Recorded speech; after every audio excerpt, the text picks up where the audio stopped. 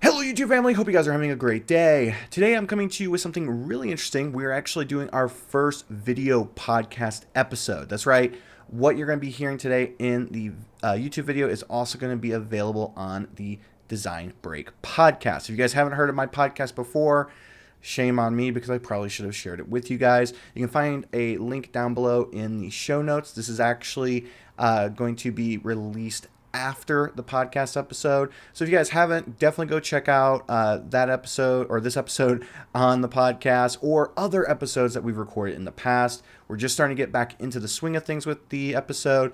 But without further ado, let's get started. Let's jump in. So you might be asking, what are we going to talk about? Why are we talking about portfolios and everything like that?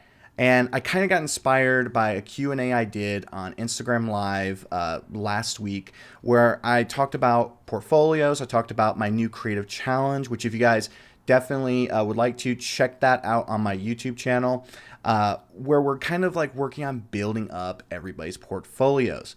With everything going on right now, with the pandemic, with the elections and stuff like that here in the United States, it's a very scary landscape, and a lot of people are always out looking for new opportunities. They're looking for freelance projects and things like that. And so I figured it'd be good to spend some time and actually work on building portfolios or sharing with you how you can improve or better use your portfolios.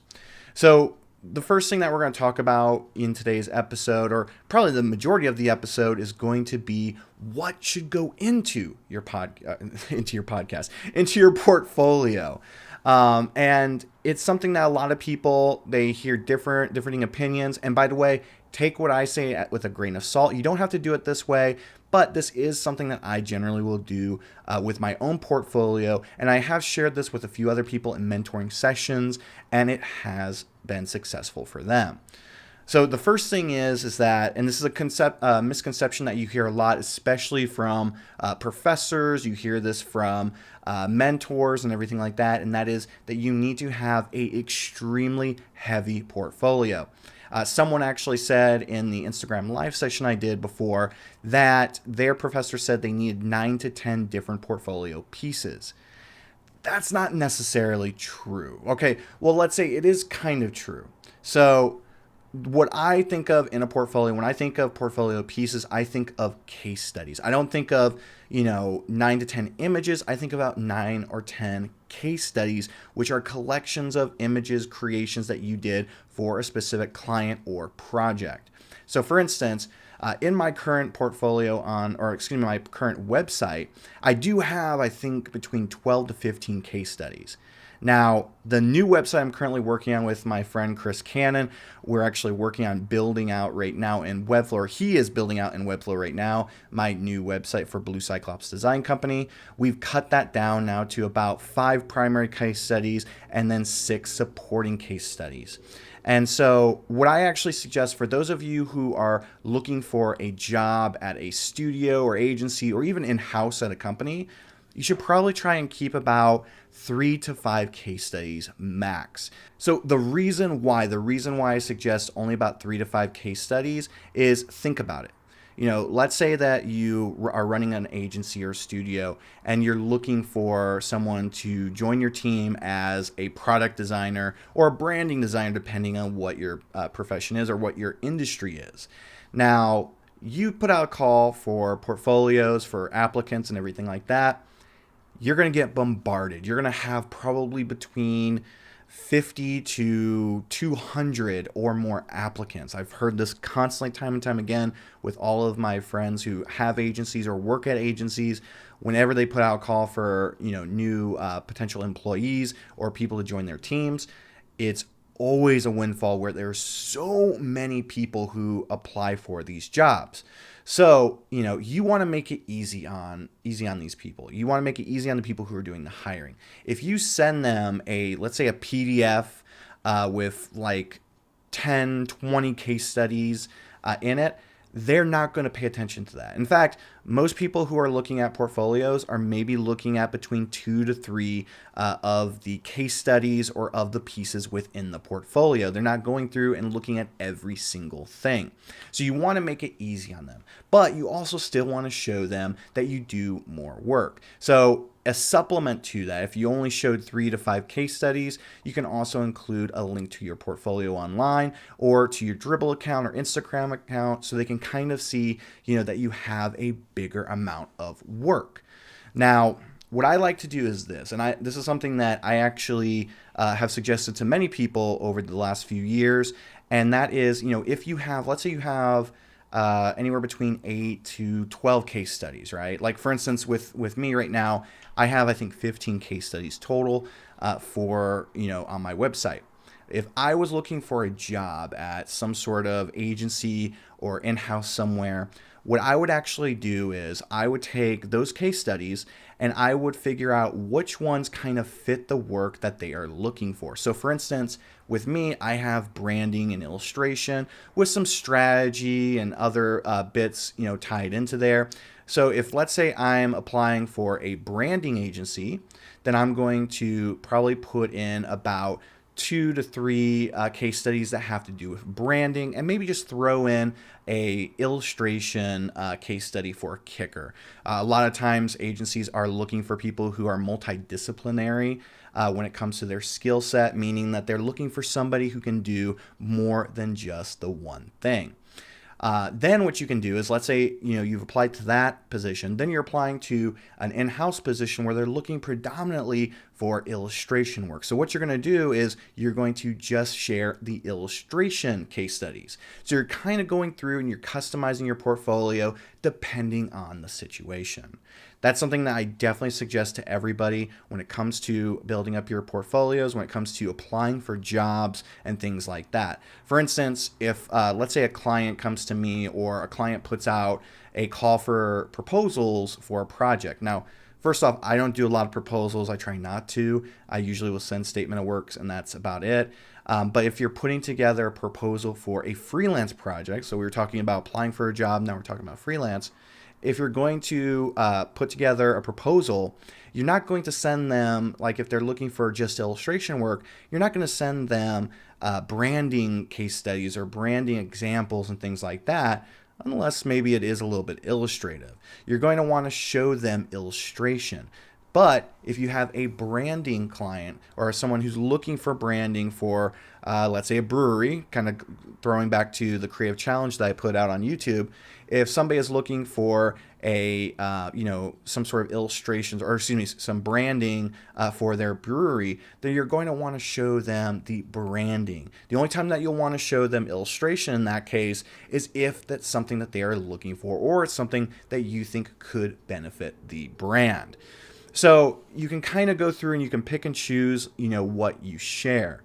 Now, when it comes to your website, you can definitely have all of your case studies up there, but make sure that your first couple of case studies that you share are your best case studies. So if you do like what I do, which is branding and illustration, what you're going to want to do is you're going to want to put the 2 very best projects, whether it's a branding project and an illustration project, you're going to want to put those as the first thing that people see. Basically, going off of my own experience, taking a look at my analytics for my website, the first couple of case studies are the ones that get the most views.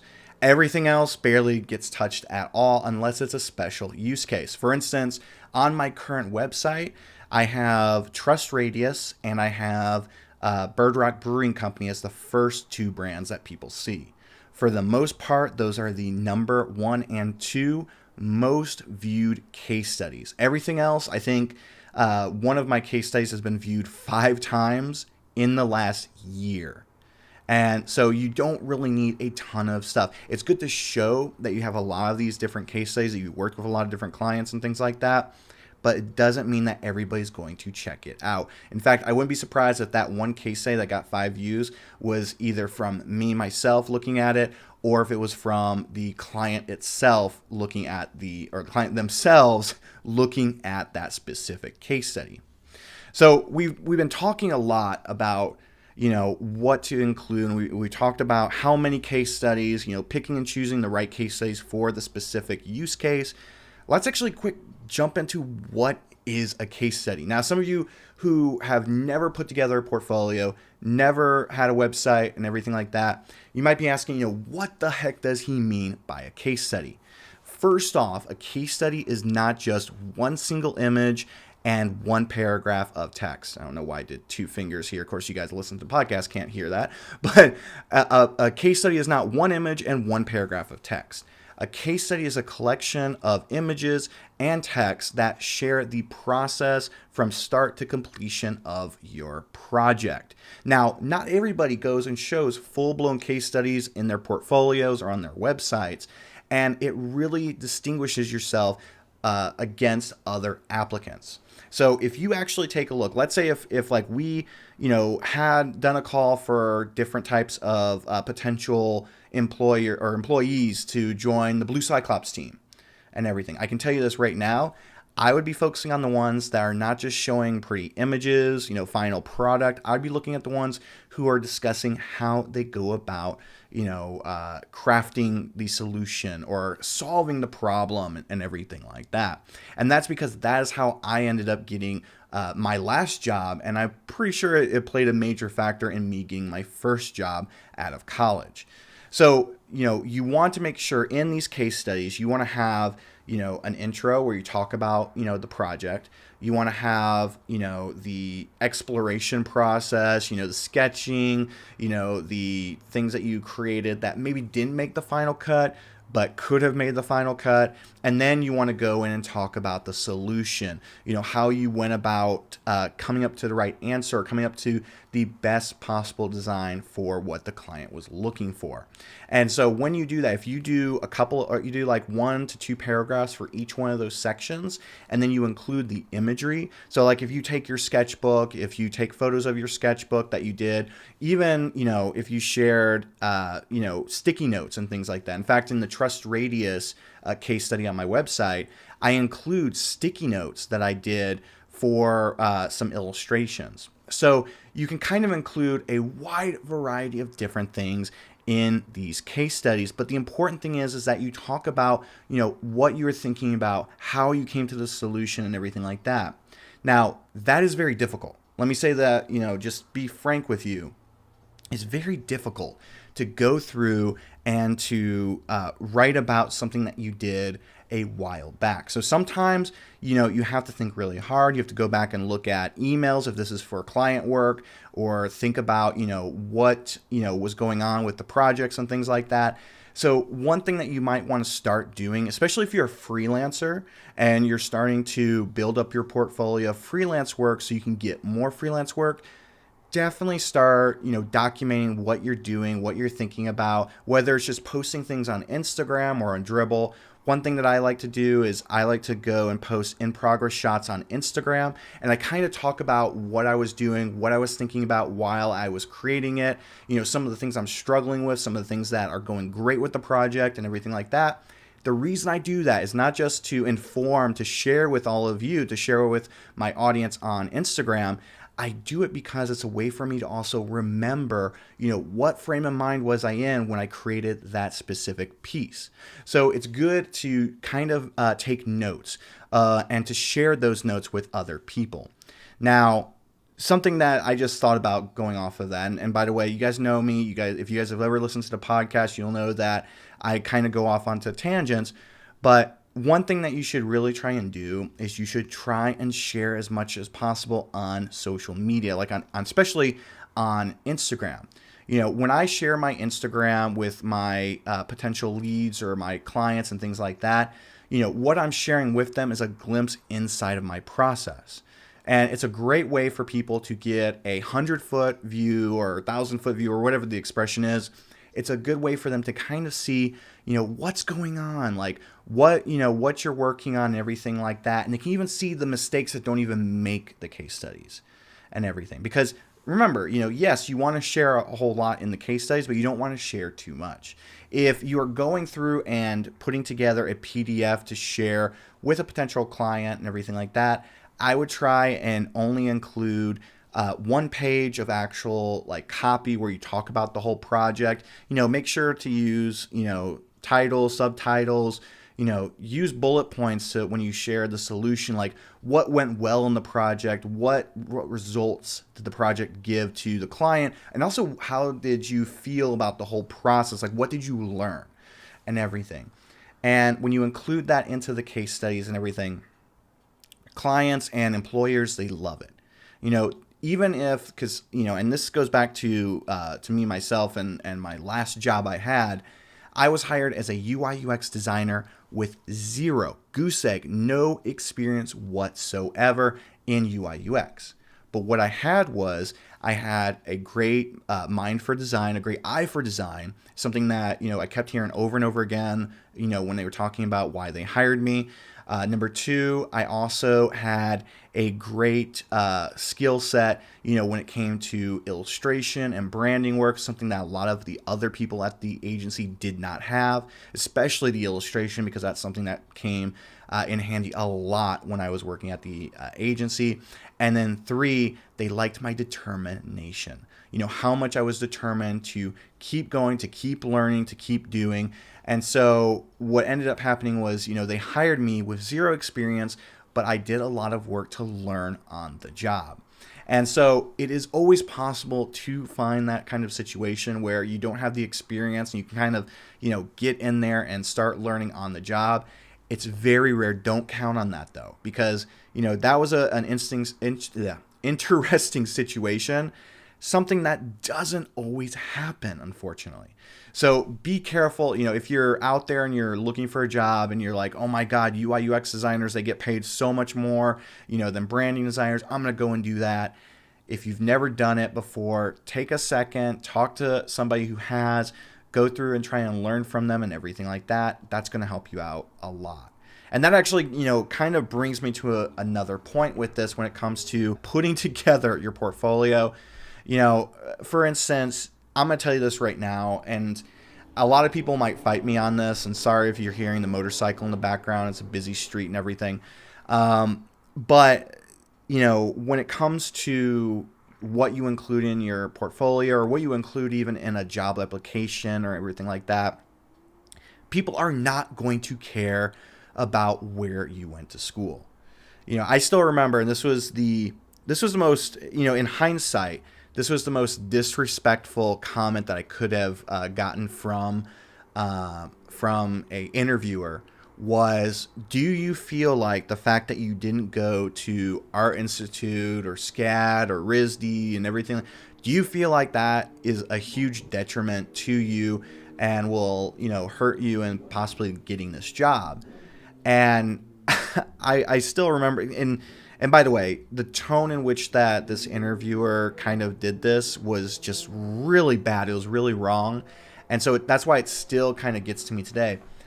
When it comes to your education, when it comes to where you went to school, where you didn't go to school, if you went to school and everything like that, that does not matter.